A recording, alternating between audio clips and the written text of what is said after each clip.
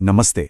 कभी सोचा है कि आखिर ऐसा क्यों होता है कि कुछ लोग जिंदगी में हर मुश्किल को पार कर जाते हैं, जबकि कुछ लोग पहली ही चुनौती पर हिम्मत हार जाते हैं? इसका जो राज है ना, वो टैलेंट में नहीं, बल्कि उनकी सोच में, उनके माइंडसेट में छुपा है।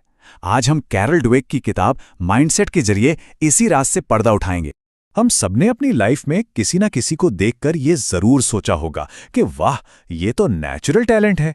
लेकिन क्या सच में सक्सेस सिर्फ किस्मत या पैदाइशी टैलेंट का ही खेल है, या फिर इसके पीछे कोई और गहरी बात है?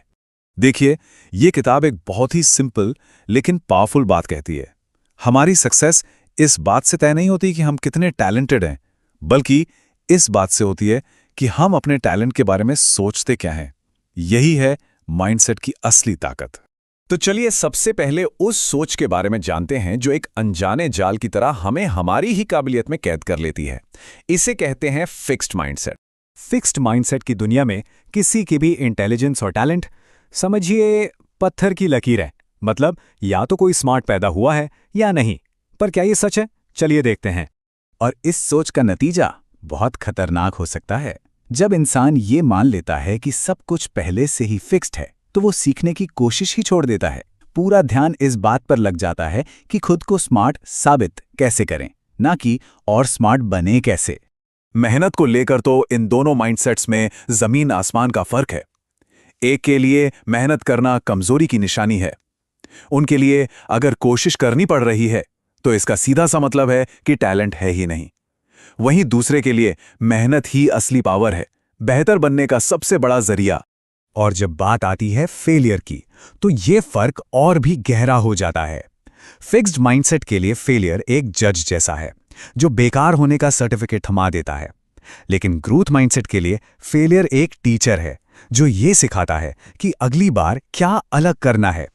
तो आखिर इस सोच का अंजाम क्या होता है? ये एक लाइन सब कुछ कह देती है। जो सीखने से डरता है वो ग्रो नहीं करता, और जो आगे नहीं बढ़ता वो वक्त के साथ पीछे रह जाता है। तो अब इस निराशा वाले जाल से निकलते हैं और इस पावरफुल सोच की तरफ बढ़ते हैं जो हमारी असली काबिलियत को अनलॉक कर सकती है। चलिए ग्रोथ माइंडसेट की ताकत को समझते हैं। ग्रोथ माइंडसेट इस खूबसूरत विश्वास पर बेस्ड है कि हम सब एक अधूरी कहानी है जिसे हम अपनी मेहनत, प्रैक्टिस और सीखने की चाह से पूरा कर सकते हैं। हमारी एबिलिटीज वो बस एक शुरुआती पॉइंट है, फिनिश लाइन नहीं। यहां फोकस प्रूव करने से शिफ्ट होकर प्रोग्रेस पर आ जाता है। यह विश्वास कि हमारी आज की सबसे बड़ी कमजोरी भी कल हमारी सबसे बड़ी ताकत बन सकती है। यही तो ग्रोथ माइंडसेट का जादू है। सोचिए, जब कोई बड़ा चैलेंज सामने आता है तो क्या होता है? फिक्स्ड माइंडसेट उसे अपनी इमेज के लिए खतरा मानता है, लेकिन ग्रोथ माइंडसेट उसे आगे बढ़ने का एक सुनहरा मौका समझता है, क्योंकि असली ग्रोथ तो कंफर्ट जोन के बाहर ही होती है। और शायद इस पूरी सोच की जो सबसे बेस्ट बात है ना, वो ये है कि मुझे नहीं आता कहना एक फुल स्टॉप नहीं, बल्कि एक नई शुरुआत है। ये हार नहीं, बल्कि सीखने के सफर का पहला कदम है। तो ठीक है, ये सब किताबी बातें हो गईं, पर हमारी रियल लाइफ में, असल जिंदगी में ये माइंडसेट कैसे दिखता है? स्कूल में, ऑफिस में, यहाँ तक कि हमारे रिश्तों में इसका क्या असर पड़ता है? चलिए कुछ रियल एग्जाम्पल्स देखते हैं। क्लासरूम में तो ये फर्क बिल्कुल साफ दिखता है।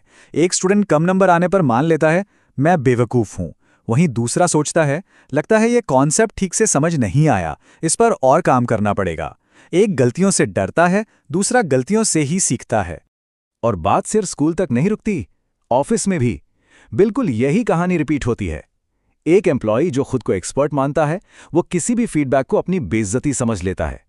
वहीं एक सच्चा लीडर हमेशा सीखने के लिए तैयार रहता है और फीडबैक को एक गिफ्ट की तरह देखता है। और ये सिर्फ काम या पढ़ाई तक ही नहीं है, हमारे रिश्तों पर भी इसका बहुत गहरा असर पड़ता है। जब रिश्तों में एक पार्टनर दूसरे की कोई कमी बताता है, तो उस सिचुएशन को कैसे देखा जाता है? क्या उसे एक पर्सनल अटैक माना जाता है, या फिर उसे रिश्ते को और मजबूत बनाने का एक मौका समझा जाता है? जवाब माइंडसेट में ही है। और अब एक बहुत ही जरूरी बात, खासकर पेरेंट्स के लिए। ये किताब बताती है कि हम अपने बच्चों में अनजाने में ही फिक्स्ड माइंडसेट पैदा कर सकते हैं, सिर्फ अपनी तारीफ करने के तरीके से। सोचिएगा, जब हम कहते हैं तुम बहुत स्मार्ट हो, तो बच्चे को लगता है कि रिजल्ट ही सब कुछ है। लेकिन जब हम कहते हैं वाह तुमने मेहनत बहुत अच्छी की, तो हम उन्हें प्रोसेस की रिस्पेक्ट करना सिखाते हैं और यही छोटी सी बात उनके अंदर ग्रोथ माइंडसेट की नींव रखती है। तो इन सभी एग्जाम्पल से एक बात तो बिल्कुल साफ है, हमारा माइंडसेट सिर्फ एक सोच नहीं है, ये एक कंपास की तरह है जो हमारी पूरी जिंदगी की दिशा तय करता है। और अगर अब तक की बातें सुनकर किसी को भी ऐसा लग रहा है कि वो फिक्स्ड माइंडसेट के जाल में फंसा हुआ है, तो एक बहुत अच्छी खबर है। सोच पत्थर की लकीर नहीं होती, इसे बदला जा सकता है, आज, अभी, इसी वक्त। ये बदलाव 4 सिंपल स्टेप से शुरू हो सकता है। सबसे पहले अपने अंदर की उस आवाज़ को पहचानना जो कहती है, ये नहीं हो सकता। फिर ये समझना कि हमारे पास हमेशा एक चॉइस होती है। उसके बाद उस नेगेटिव आवाज़ को एक पॉजिटिव ग्रोथ माइंडसेट वाले जवाब से काउंटर करना। और आखिर में उस जवाब पर एक्शन लेना।